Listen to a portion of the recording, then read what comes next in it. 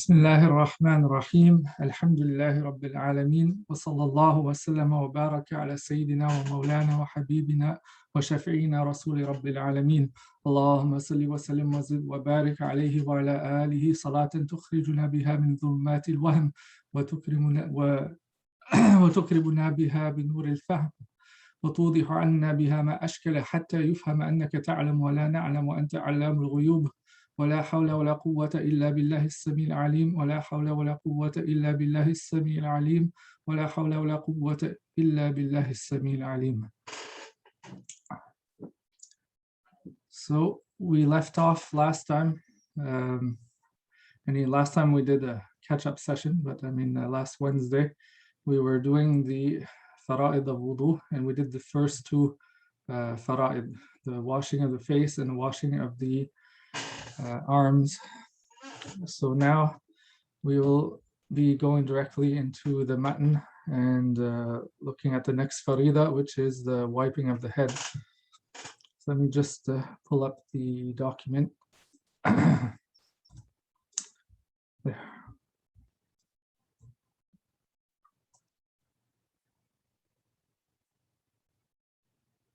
Okay, so it starts off right here. ومسح ما على الجمجمة بعظم صدعيه مع المسترخي ولا ينقض ظفره رجل أو امرأة ويدخلان يديهما تحته في رد المسح وغسله مجز.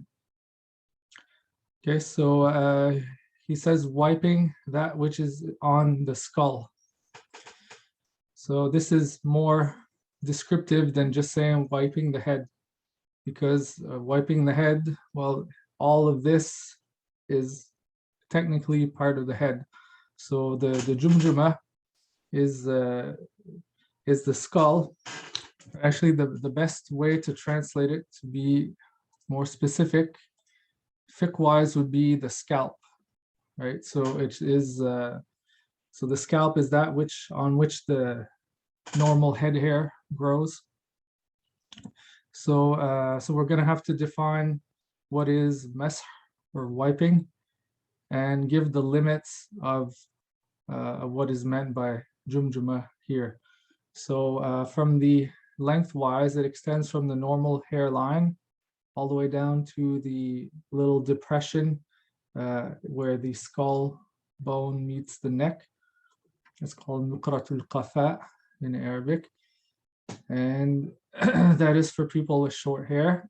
As for people with long hair, it goes all the way down to the tip of the hair. But it's only the external part. So that's why I have the turban on to do the demonstration. So somebody who has long hair, the outer surface is that which I can touch, that's what you would see on from somebody looking from the back if their hair was combed backwards. So that's the part that needs to be wiped. As for the underneath of it, the underside, which is resting against the neck and the back and shoulders, this part, it's sunnah to wipe it.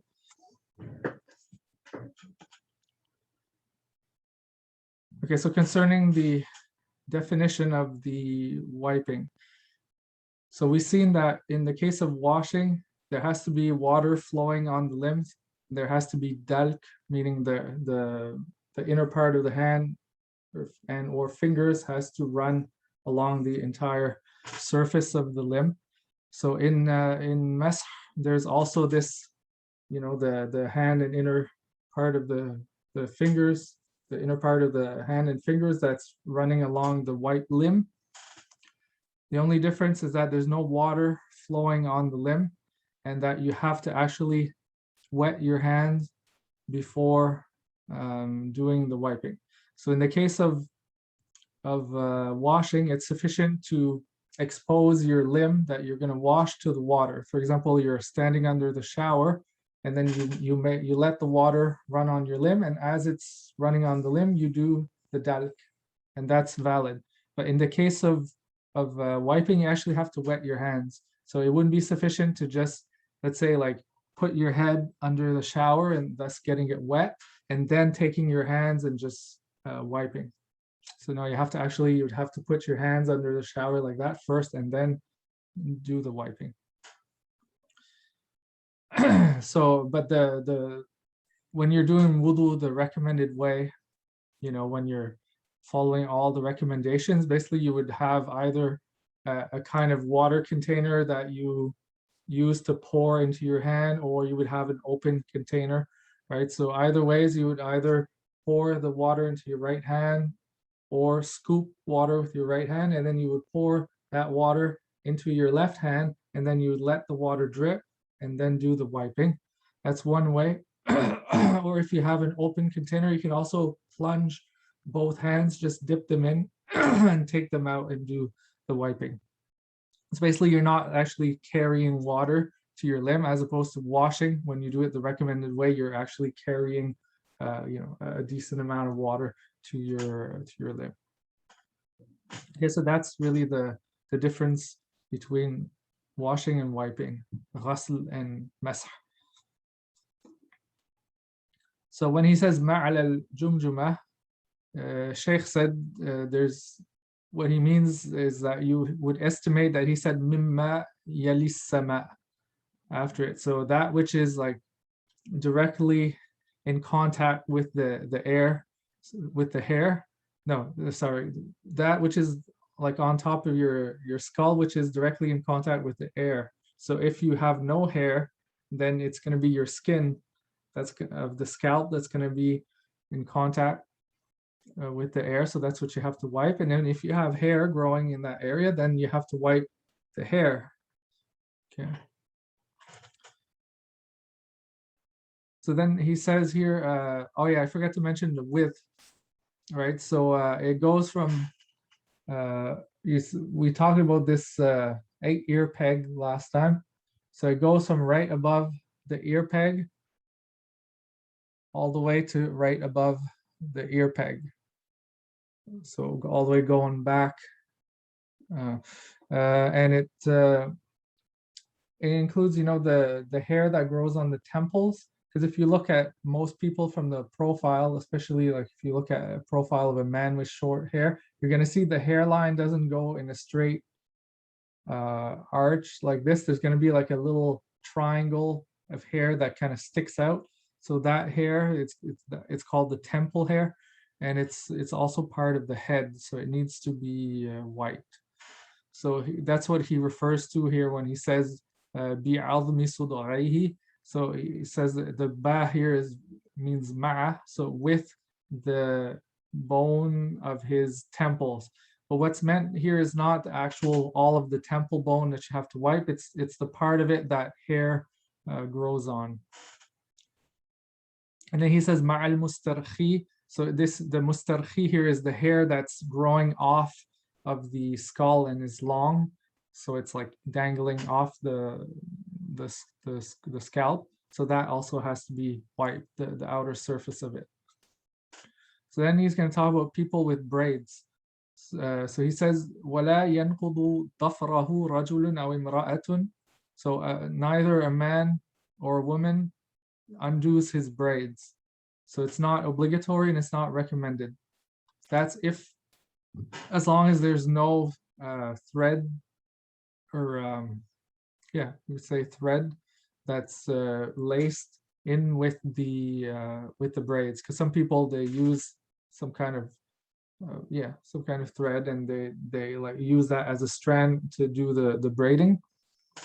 So if a person had 1 or 2 strands of thread per braid, then they would have to undo the braid if it was braided tightly, not if it was braided loosely.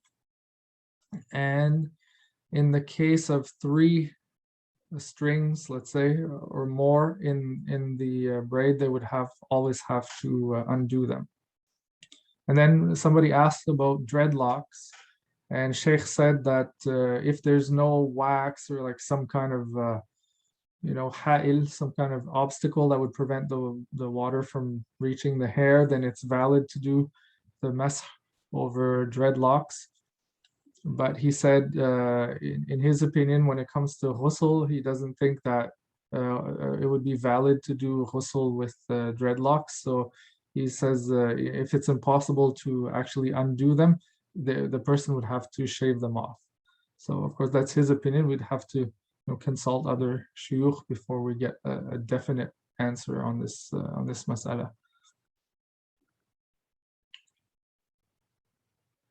And then Sheikh also spoke about other types of obstacles that are modern issues. So he said like wigs and hair prostheses and hair transplants, like transplanted hair. He says it's not valid to do wipe over any of these things. Unfortunately, he didn't mention hair extensions, and we forgot to ask about it. So I like to make a mental note of that.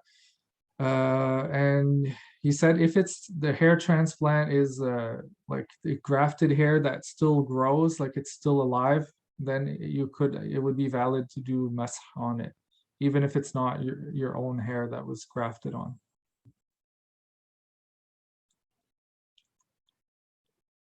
And as for because here he says وَيُدْخِلَانِ يَدَيْهِمَا تَحْتَهُ فِي رَدِّ الْمَسْحِ.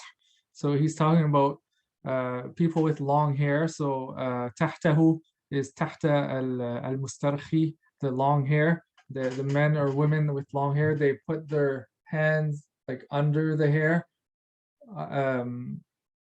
when they do the return wipe. So I'll just demonstrate like one of the ways that you can do the wiping with long hair. So you start like this and wipe backwards, and then when you get to the back of the head, then you grab it like this and go all the way to the end of it. And then to do the return wipe, you put your hands on your neck like this, and you start wiping in the other direction until you reach the end of the hair, and then you would finish like that. So basically when you're doing the first wipe, you're basically wiping the outer surface, and when you're doing the return wipe, you're wiping the underside of the hair.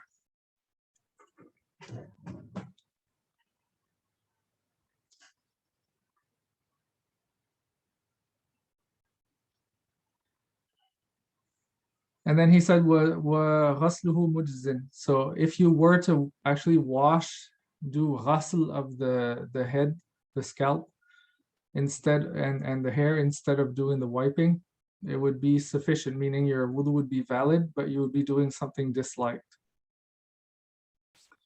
Okay, so that's it for this faridah. Is there any questions about it before we move on?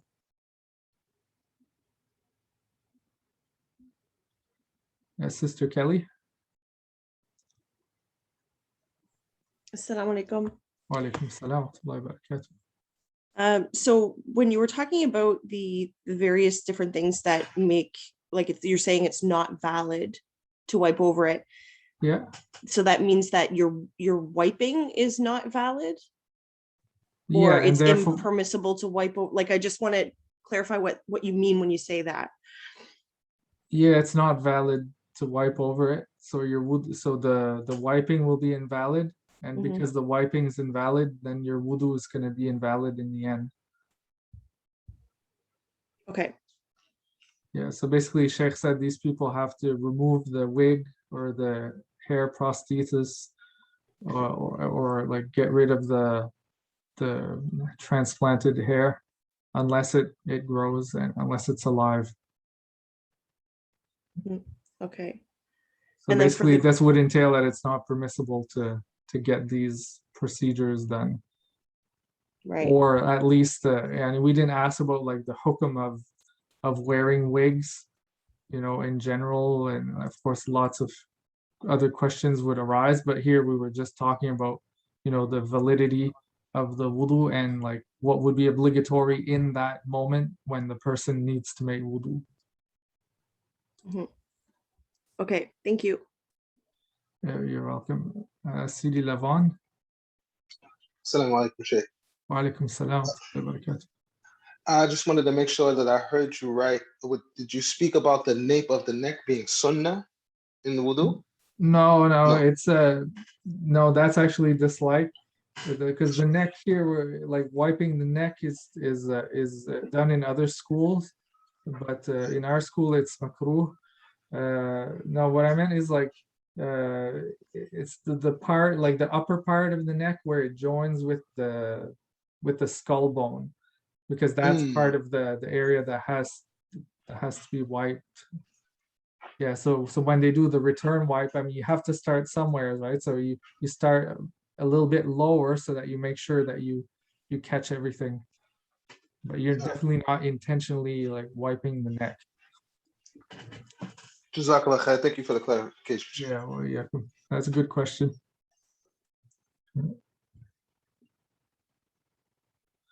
All right, so we're gonna move on to the next farida, inshallah. So the washing of the feet. So he says, وغسل رجليه بكعبيه الناتئين بمفصلي الساقين وندب تخليل أصابعهما. So he says in washing both feet along with the ankles, and then he describes the ankles as being basically he didn't say bones, but the ka'b is like we usually translate it as ankles, but here he seems to be referring to the two bones that protrude. So nati'ain refers to the protruding, the two protruding bones, and then he gives their location. He says that are located in the articulation of the saqain. The saq is the like the shank, the calves, right, where they join with the foot. So I mean, if you take a look at your foot, you'll see, there's two bulging bones there on either side of the ankle. So these bones, they have to be washed. Yeah, sorry, I have a problem with my light here in the room. It keeps going on and off. I don't know if I can do something about it. Maybe if I add a third bulb, it might do better. Let's see. Yeah. Inshallah.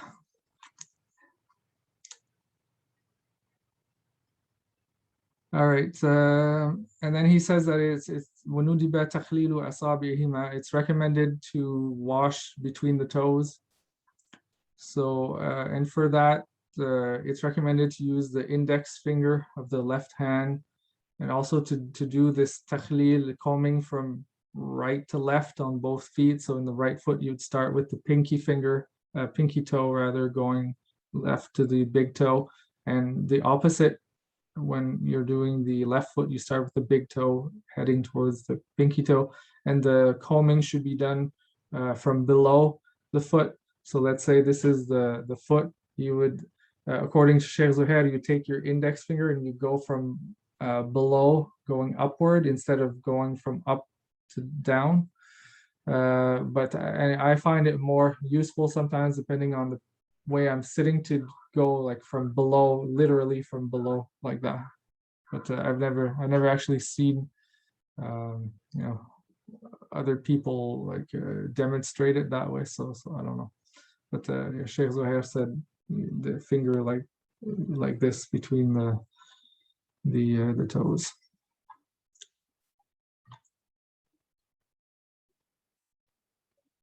Now he's going to talk about, now that he's done talking about the 4 obligatory limbs of wudu, he's going to talk about what happens when you lose part of that limb after you washed it or wiped it in wudu. So he says, وَلَا يُعِيدُ مَنْ قَلَّمَ ظُفُرَهُ أَوْ حَلَقَ رَأْسَهُ وَفِي لِحْيَتِهِ قَوْلَانِ. So the person who trimmed his nails or shaved his head doesn't repeat, meaning he doesn't rewash or rewipe that area, because when you think about it, like that part of the nail, let's say, that got washed is gone now. So now you have a newly exposed part of the nail, the tip of the nail. It never got washed. So do you have to go and now wash it again, or wash it actually for the first time? No. And the reason for that is that once you lift the state of hadath, it doesn't come back except through a nullifier of wudu. And you know, cutting or removing part of the limb is not considered one of the nullifiers of wudu.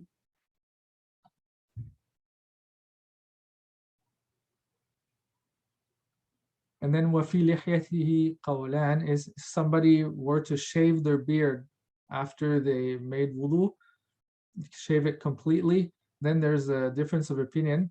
And that's if the beard was long, like this, not if it was thin and they actually did takhlil, they actually, you know, got the water everywhere onto the skin under.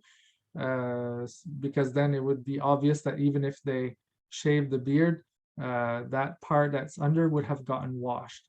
But here's because we're talking about there's a haram action that was done by shaving the whole beard. So the fuqaha had, you know, difference of opinion as to whether or not the person would have to go and wash what was underneath the beard or not. But the mu'tamad is that there's no difference between the beard and the other limbs.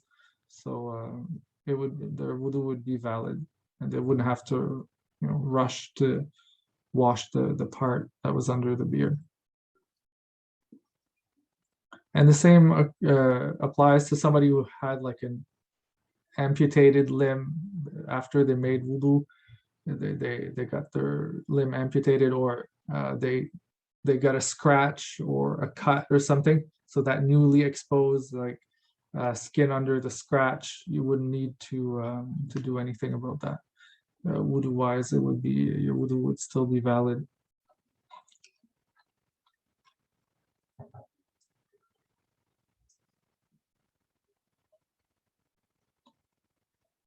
Okay, so now we're moving on to the last three Faraa'id. The first is dalk, the second is muwala, and the third is intention. So these are not actual limbs that you wash, they're like, you know, aspects of the wudu that are essential, and if you don't do them, the wudu will be invalid. So here he just says what dalku, and he leaves it at that. He doesn't give any definition or explanations or anything. So we'll just talk about it shortly, inshallah. So dalk is the same definition that we saw for ghasl. So it's imrar al-yadi, meaning batin al-kaffi أو الأصابع على العضو مع الماء أو عقبه, or you could say مقارنا بصب الماء أو عقبه. Different ways of saying. So it's you know, running the hand on the limb along with the water, or shortly after the water runs on it, or you know, running the hand on the limb at the same time as the water is poured on it, or shortly after it's poured on it. So it's pretty much the same meaning in both definitions. I'm not going to get into the nuances and all that. I think it's fairly clear. What else can we say about dalk? Yeah, it doesn't mean rubbing the limbs. So like some people, they'll go like that's not that that's not what's meant. It just means that it's part of the meaning of washing to actually have a moderate friction on the limb, and it's only actually prescribed to do it once per wash. So you don't go like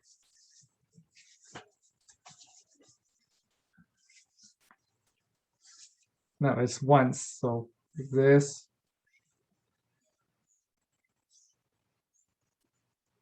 And then you might want to do like some detailing work there around the knuckles and the tips of the fingers, and of course you want to get everything covered, but you don't go and repeat and go crazy like and get waswasa like some people do when they hear about the fard of dalk in the Maliki school.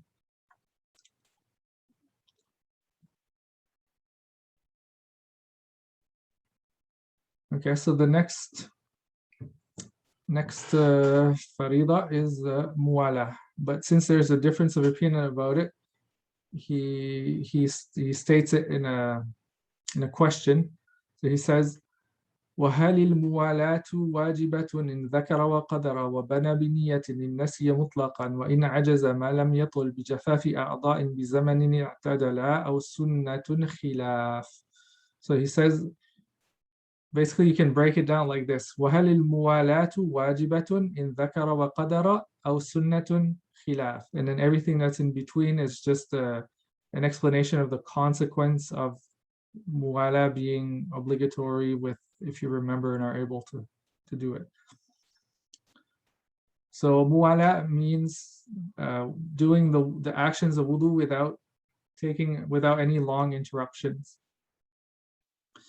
And the meaning of wajibah here is the same. It means like, is it an essential element? You mean, is it, part of the essence of wudu, such that if it were not present, the wudu would be invalid. In dhakara wa qadara, but it's only a condition. It's only would make the wudu invalid if a person remembers to fulfill the muwala and is able to fulfill it. Okay, so now he gives like, what if a person's like forgets about the muwala and if they're unable to fulfill it? So he says, وَبَنَى بِنِيَّةٍ إِن نَسِيَ مُطْلَقًا. So the person who forgets, regardless of whether or not a long time elapsed after he forgot that he was making wudu, then he would build upon the actions that he's already done in his wudu, but he needs to to renew his intention. Okay, so we'll give an example. Somebody who is making wudu, and then his wife comes and she's like in a state, and something happened with the kids, or doing something crazy, and she's like, she's telling him about the situation, and then he's like engaging with her in conversation, and like they're discussing this big problem with the kids, and next thing you know, 20 minutes went by, and then she leaves and goes back, and now he's like, oh, I was making wudu, right? So a person like that would continue from where he left off because he forgot that he was making wudu, and it would be makruh for him to start from the beginning because it would entail washing limbs more than 3 times or wiping them more than once, which is, as we're going to see, one of the disliked actions of wudu. And the same applies to a person who is truly unable to, like he has no negligence as far as what caused his incapacity to complete it. Like somebody who he went to the well out in the desert, and his village is like 2 kilometers away, so he drug enough water to make his wudu, and then he at home, a toddler comes while he's making his wudu and knocks down the wudu jug, and now he's got no more water, but he was sure that there was enough water and he was not negligent in any way. He could walk back the 2 kilometers to the well and refill his jug and continue where he left off, as opposed to somebody who, let's say, they brought water that they were fairly sure was enough for their wudu, and it ended up not being enough.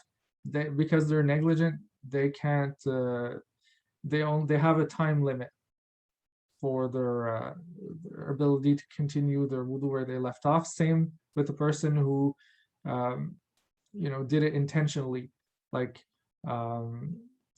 person was I don't know, doing 2 things at once during their wudu, and then they were cooking, and then they saw that something was burning on the stove. So then they left, and then they went and stirred the pot or whatever, and then went back, and they're only gone for a minute or two.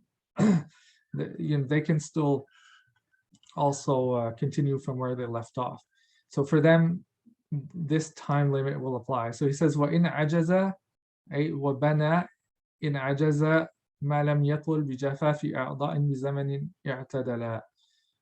So the person who's unable to respect this farida of muwalah, but he has some kind of negligence, he will, it would be, sunnah for him to build upon that which he already did, as long as a long time didn't go by. And then he gives the estimation of what this time would be. He says the time it takes for limbs to dry in a, average limbs to dry in average weather. Okay, so what he means by a'dha is actually not limbs in general, but the last limb that was washed. The time it would take for it to wash, if it was the limb of an average person, so a person who's, not young nor old, he's got average skin type, body type, average amount of hair on the limb, he's not sick, his skin temperature isn't like unusually high or low, so it's everything average. And then in an average climate would be like in an average place, like a place where the weather's neither cold nor hot usually, and it's in a season, the average season where the weather's, averaging, like in spring or fall, and it's there's not much wind, and it's whatever you want. If you want to make it average, that's the time that it would take. So if it takes that long or longer to continue the wudu would become invalid, and you'd have to start from the beginning. So the i'tadala here, the alif is for dual, and it goes back to the zaman and the a'dha, so the average limbs and the average weather conditions. And then aw sunnah is it sunnah? Khilaf, there's a difference of opinion, like difference of tafshir. So there's two mashhur opinions, one that says it's wajib ma'a dhikri wal qudra, and another mashhur opinion that says it's sunnah. And there's 5 other opinions, there's 7 in total, but only 2 of them are mashhur, and the mu'tamad is the first one that we saw all the details of, so we don't really need to look at the sunnah opinion here and what it entails. So finally, the last farida, the 7th, is intention. So before we get into the text, we'll just go through a couple points about intention that will help us understand these masail. So the purpose of the intention is to distinguish between acts of worship and actions that are not acts of worship, like ghusl.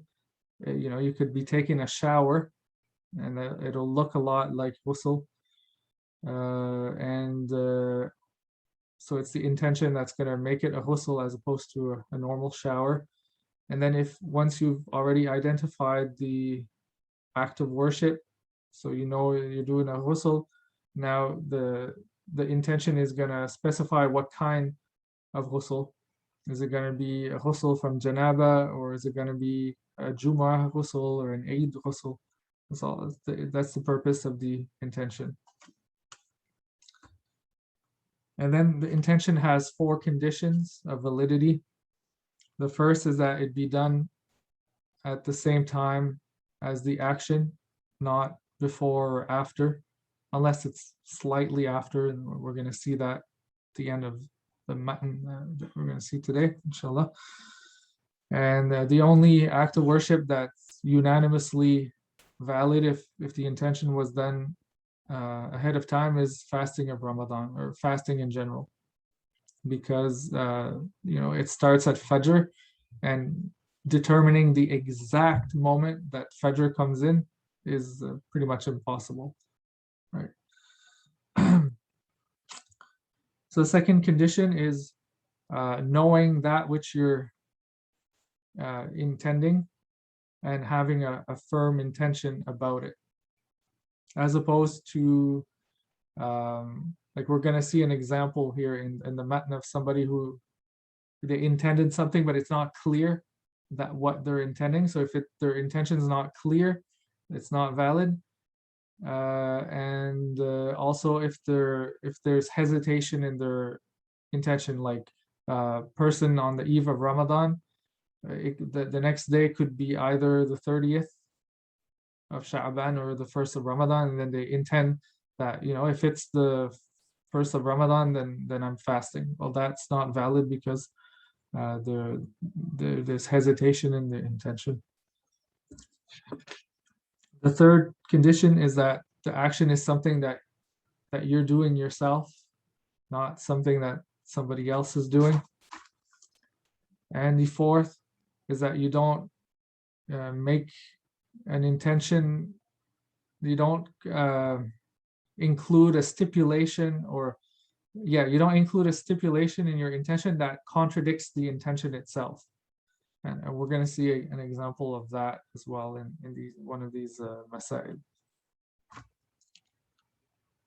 So as for the place, the location of the intention, it's in the heart.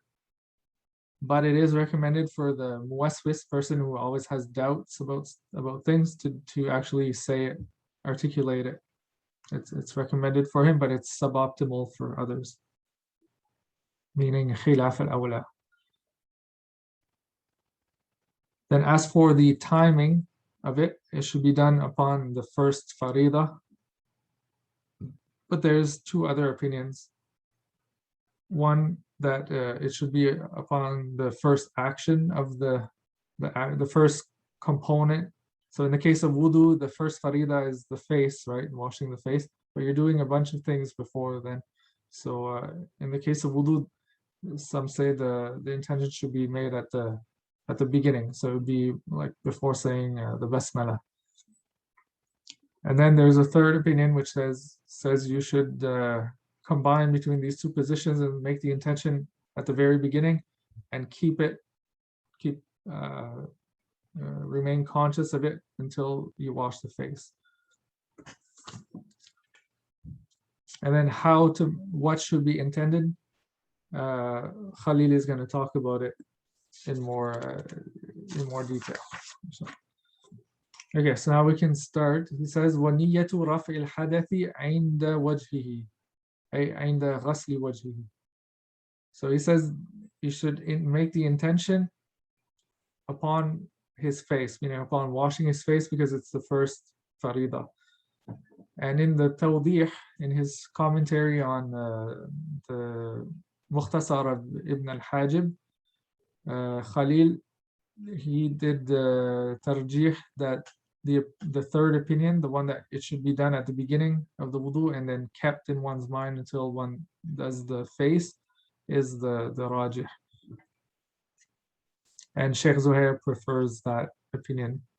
But what I've seen in like Dusuki and books like that is they're of the opinion that it should be done when washing the face, and before that you would have the intention that is in accordance with the action that you're doing. So if you're doing sunnah actions, and you would intend that you're fulfilling the sunnah of washing the hands, of malmada, istinshaq, istinthaq, and then you make one of these intentions that we're going to mention right here, or two or three as you wish. But Sheikh Zuhair saw it problematic because he says then that involves making more than one intention for wudu, and that's just, he saw it as problematic. In any case, so what are these three intentions? One must do at least one of them in order to be able to do salat or tawaf or touch a written copy of the Quran with it.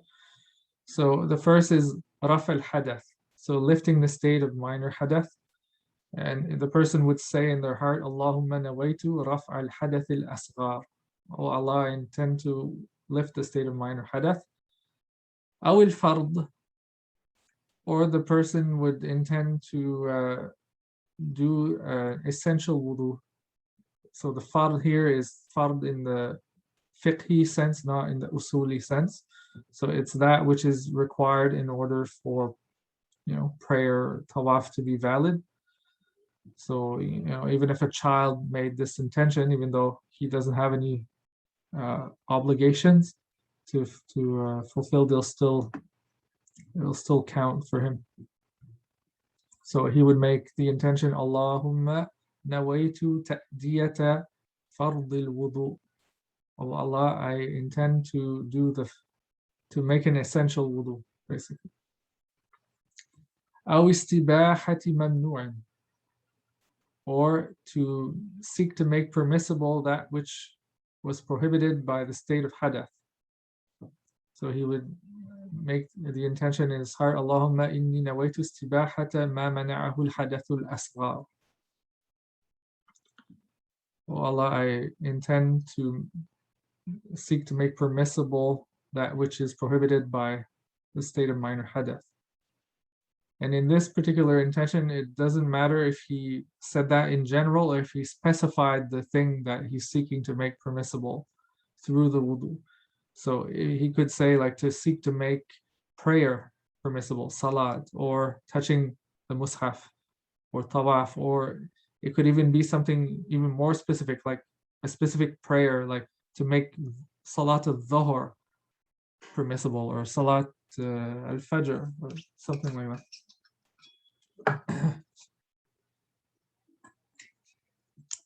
And let's say he did intention to do dhuhr, to make dhuhr permissible. He could also do the nawafil. He could, if he kept his wudu until asr, he could do asr. There wouldn't be any restrictions as to what he could do with that wudu.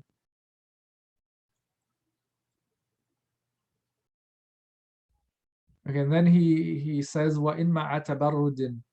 So even if he combined, these intentions, or one of them, with other intentions that don't contradict his main intention. So here he's making intention to cool off at the same time as he's making the wudu. That's fine. He can also combine it with intention of teaching somebody how to make wudu, intention of warming up if it's cold and the water is warm, or intention to purify from khabath if he has like a hukm attribute of khabath on somewheres on his limbs. All of that would be valid. أو أخرج بعض المستباح. Similarly, the wudu will be valid if he accepted some of the things that are made permissible through wudu. And that's the example I gave, but here he explicitly accepts it, excludes it. Like, I intend to make wudu to make salat al-dhuhr permissible, not salat al-asr, because I'm definitely making a new wudu for asr. When asr comes, can he do asr with that wudu? Yes. أو نسي حدثا, or he forgot about a specific hadath. So when he made wudu, he remembered that he passed wind, but he forgot that he went and urinated. Okay, doesn't matter. You don't have to have all of the the nullifiers that you had present in your mind when you're making the wudu to lift the state of hadath. لا أخرجه, أي لا إن أخرج حدثا. Not if he excluded a hadath, such as if he said, I intend to make wudu to lift the hadath, state of hadath caused by urination, not the one that was caused by passing gas, let's say, because now that's an example of contradiction in the intention. أو نوى مطلق الطهارة. That's an example of the intention being the thing that's intended not being clear, because he intended ritual purification without specifying what kind. Is it hadath or khabath, or because ritual purity, tahara, can mean either purification from hadath or khabath. And then they say that in the commentaries that That's if he intended like a type of tahara that's neither specifically hadath nor specifically khabath, or it's specifically khabath. But if he intended doing both hadath and khabath at the same time, it would be valid. And same thing if he meant hadath, that would also be valid.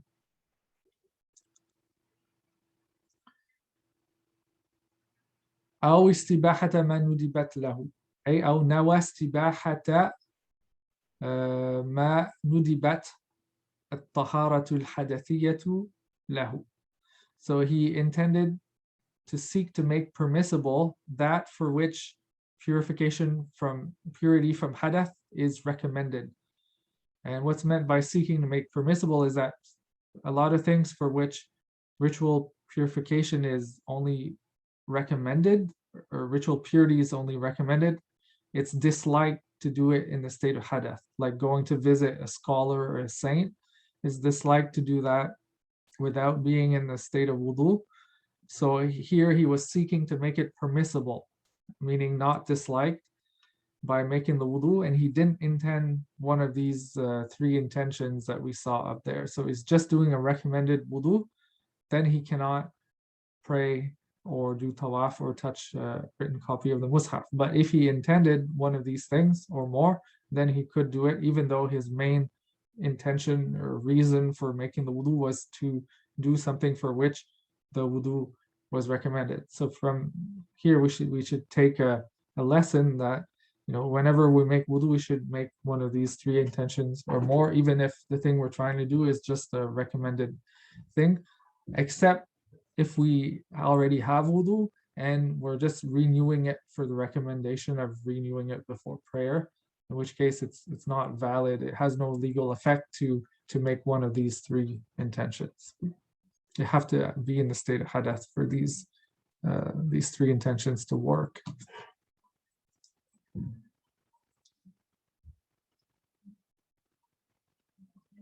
Then he says, أو قال إن كنت أحدثت فله. This is an example of actually no, this is a specific case. He says, if I had a hadath, then this wudu is for this hadath that I had.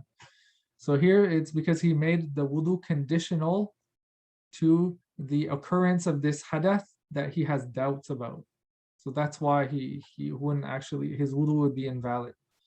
As opposed to somebody who has doubts about having had a hadath, because that nullifies wudu, like as we'll see in the nullifiers of wudu. So such a person does actually have to make wudu, but they need to make a firm intention and not make it conditional to the whether or not the hadath occurred. So rather they would make one of these three intentions that we saw above. أو جدد فتبين حدثه, or he thought he had wudu, so he remade wudu with the intention of just renewing his wudu as a recommendation before prayer, and then it became clear to him that he actually had hadath before he made this recommended wudu. So that means now, because he had an intention of recommendation when he made that second wudu, it didn't lift his state of hadath. So now he has to remake wudu again. And if he prayed with that recommended wudu, he has to redo his prayer if it was obligatory, like an obligatory prayer. أو ترك لمعة فانغسلت بنية الفضل, or he missed the spot during his, let's say during the first wash of his wudu, he missed a spot on his arm. And then when he washed it for a second time, he made the intention that the second wash is a fadila, it's a recommendation. So that wouldn't suffice. So his wudu would be invalid in the end. Or another example would be that during all, he didn't make the specific intention that it's fadila, but during his wudu, his first wudu, he missed a spot, so it was invalid. And he prayed. And then after prayer, he made wudu again with the intention that it's just renewing the wudu for prayer, and then he prayed again, and then he realized that he missed a spot in his first wudu, then both wudus would be invalid and both prayers would be invalid. Because when it got washed the second time in the second wudu, it was just a wudu, a recommended wudu, so it cannot lift the state of hadath. And he says, أو فرق النية على الأعضاء. So he spread out the intention, divided it according to the limbs. So he basically, it's somebody who starts making wudu, he washes his face and he intends to lift the state of hadath from his face without intending to do a complete wudu. And then after he washes his face, he makes the intention that, oh, I'm going to wash my arms now and lift the state of hadath from them, and so on and so forth until he actually does a complete wudu. That's not valid. If you're making wudu, you have to have intention to complete it from the beginning when you start it.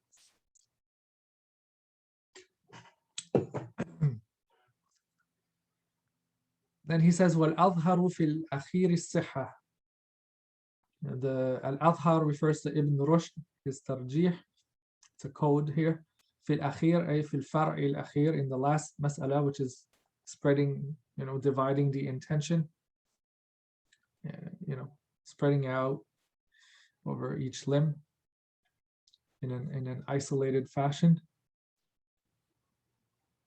So Khalil says that Ibn Rushd did tarjih that it would be valid to do that.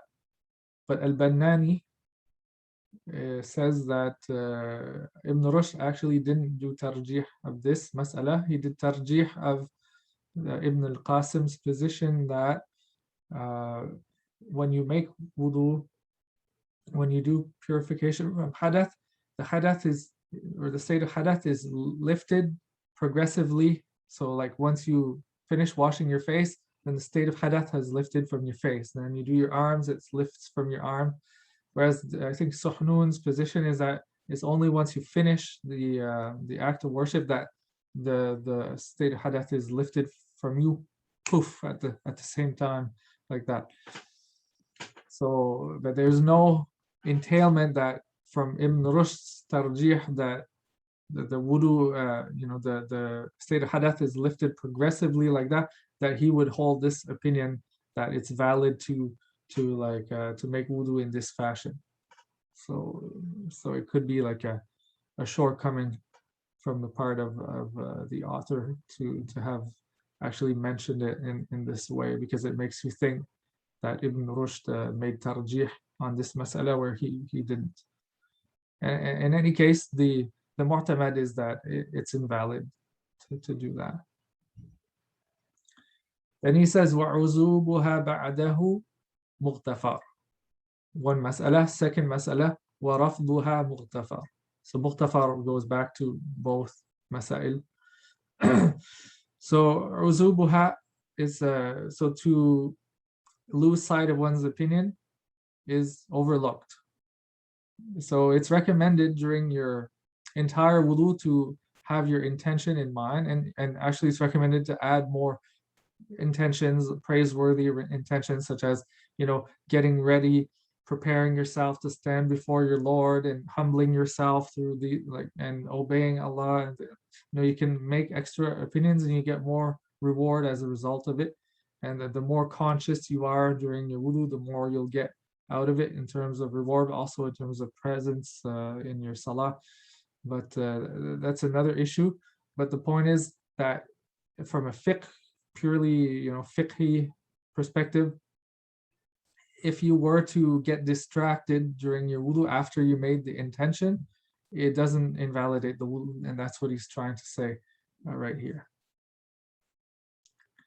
And وَرَفْضُهَا مُغْتَفَرٌ. So lifting one's intention after one finishes the wudu has no effect. It's overlooked. Well, it's not really overlooked, it just doesn't have any effect. Whereas during the wudu, if you lift your intention, it does actually invalidate your wudu and you would have to restart it from the beginning. And the last مسألة وفي تقدمها بيسير خلاف. It says there's two mashhur opinions about the validity of the intention if it was made shortly before the action, such as if you make intention for wudu when you're outside the bathroom, then you open the door, you walk to the sink, you turn on the tap, wait a few seconds for the water to reach the right temperature, and then you start your wudu. So that's an example of a short while before starting the wudu.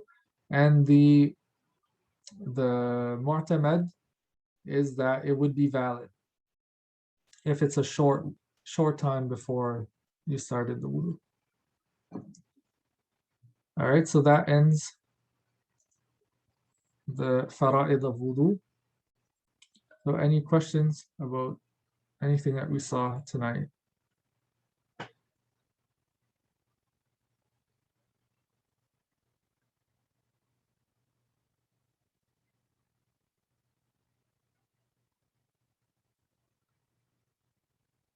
No? Okay, nothing in the chat? No?